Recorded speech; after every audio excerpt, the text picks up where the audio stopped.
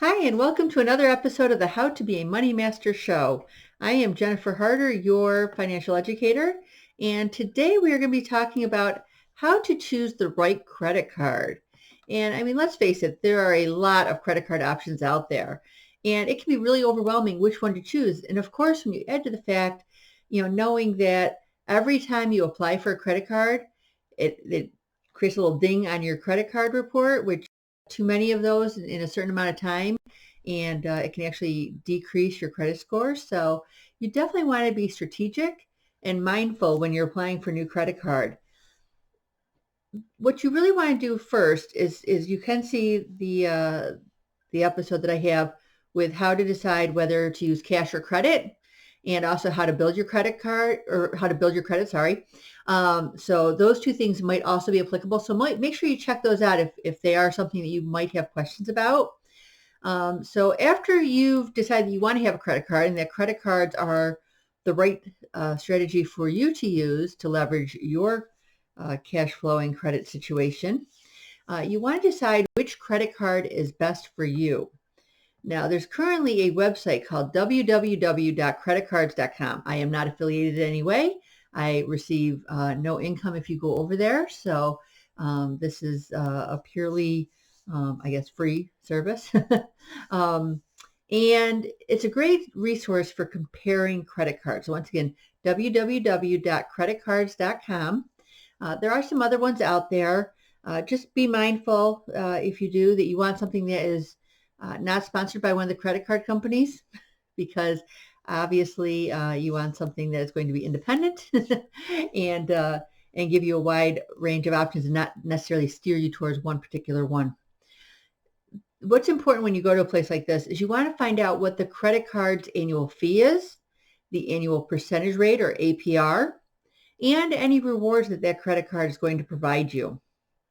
Now, some credit cards are only available to applicants who meet minimum credit score levels, and it will tell you on this website. They will tell you what range they're looking for. There are different credit cards. Some are aimed towards people with poor credit or not a lot of credit history.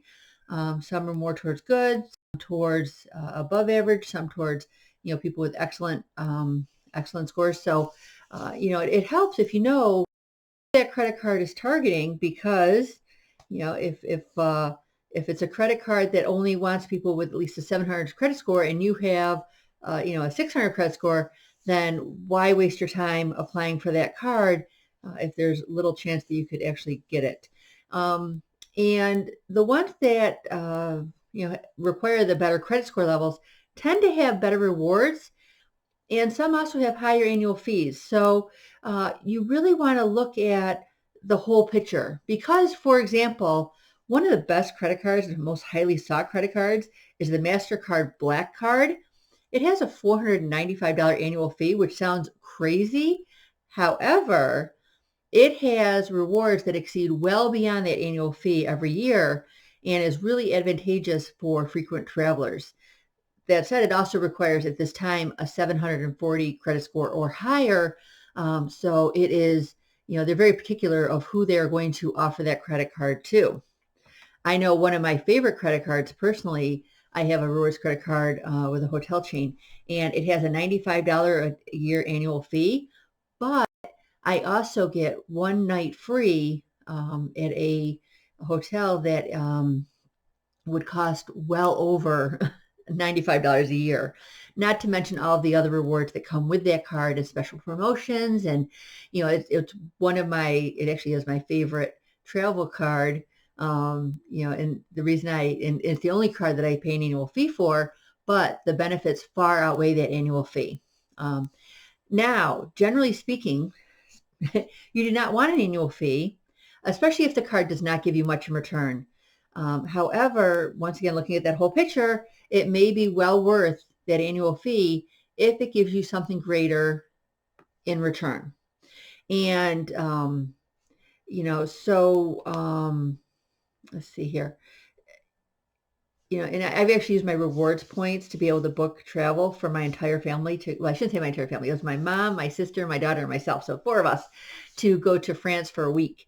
And my rewards card paid for all of our hotels. My sister used all of her points from her airline reward credit card to pay for all of our airfares. So we were able to go to France for a week, 4 people, and all we had to pay for was the rental car and the gas. Of course, gas and tolls was outrageous, but it would have been a lot more expensive had we not had our rewards points. So the big thing to remember when using a credit card is to make sure that you're paying it off in full every month, preferably even every 2 weeks, so that you never have a running balance and you're never paying interest. Because as soon as you start to pay for interest, any rewards go right out the window. They become more expensive than they're worth. And other things you can bear in mind too for credit cards is one, like I said, the annual fee, that's a big one. You can also, though, find some credit cards that have cash back, 0% or low percent APRs for a certain time period, some introductory period, generally up to 18 months. Some will go up to 24, but 18 seems to be the highest I've been able to see recently. And other ones will have 0% foreign transaction fees. Other ones, like I said, will have rewards that you can use. You can earn points towards free hotel stays, free airfare, free cars, whatever the case might be. So think about what you are interested in and what's important to you, and find your credit card based on that. And once again, going back to that website, thecreditcards.com, they have it set up so that depending on what your priorities are, you can find cards that fall into that category. The next thing we want to talk about is your annual percentage rate, or APR. And once again, they can add up really, really fast if you're carrying a balance. So you really want to plan on paying that credit card off, paying the balance off every month. However, sometimes things happen. If you have an emergency and you have not yet, saved up enough money to cover those unplanned expenses, you may find yourself having to carry a balance for hopefully just a short while. And so whenever possible, you want to choose a credit card with a low APR. Right now, APRs can actually go up to around 37%. And so you want to try and have a card with a low APR if you are going to be carrying a balance, and and pay it off as quickly as possible if you can't pay it off every month. That said, if you do have a problem, if you tend to have a problem with paying off your credit each month, you may not want to use a credit card at all. Really, when you use a credit card, you want to use it as if it was a debit card. Only buy things if you had money in the bank and can pay it off right away. APRs are often associated with your credit score, so make sure you optimize your credit score to the best of your ability. Once again, I'm going to refer you back to the discussion on how to build your credit for more information on how to optimize your credit score. And like I said, once again, you want to if you're looking at rewards, figure out what means the most to you. It doesn't, if you want a new car on a regular basis, then you probably want to get one that has a car manufacturer, and you want to get it. I mean, every major car manufacturer has a credit card, and so make sure that you're getting a credit card that has rewards that will work for you. If you are more interested in cash back, get one that has cash back. If you are interested in, whatever, I mean, there's so many options available. So, really just take a look and see, but if you really prefer a certain hotel chain, a certain airline, a certain store, a certain brand of car, choose their specific credit card. And if you're more interested in a category, once again, travel, cash back, general points, whatever, there are ones that you can choose for that too. And, so once again, you really want to be strategic in this. I cannot stress that enough. Make sure you're strategic. Make sure you have a plan for how you're going to apply and what you're going to apply for. Do your homework. And I know you get a lot of credit card offers in the mail. I know I do too. And, read the fine print. There is always, in fact, I have one right here. And there is always some kind of, little blurb. Oh, of course, I grabbed the wrong page. Okay, here we go. Sorry. There's always a page like this that talks about, it has all the summary for, whoops, I'm going the wrong way. There we go. It has the summary for what's involved with this card. So it tells you what the APR is, It tells you if there's any annual fee. It tells you if there's a charge to transfer balances to this.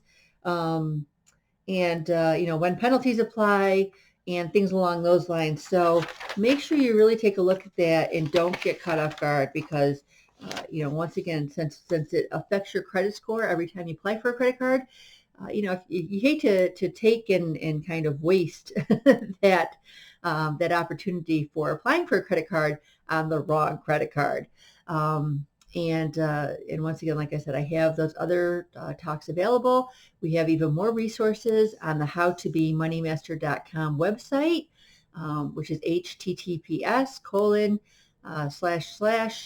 howtobeamoneymaster.com. Very simple. But there's a lot of articles on there. We also have, if you go to my Facebook page, I have a lot of posts on there, a lot of videos, and also within the How to Be a Money Manager free Facebook community, where you can actually not only get access to all of this information, but also be in a community of like-minded people who are all working towards financial empowerment and potentially, eventually, financial freedom. And, so that's another great resource for you. So thank you for joining me again today. I appreciate it. I wish you all the best. Remember, little by little, a lot gets done. And so please start taking those little steps that are going to add up quickly so that you too can be financially empowered. And have a wonderful day. I'll see you soon.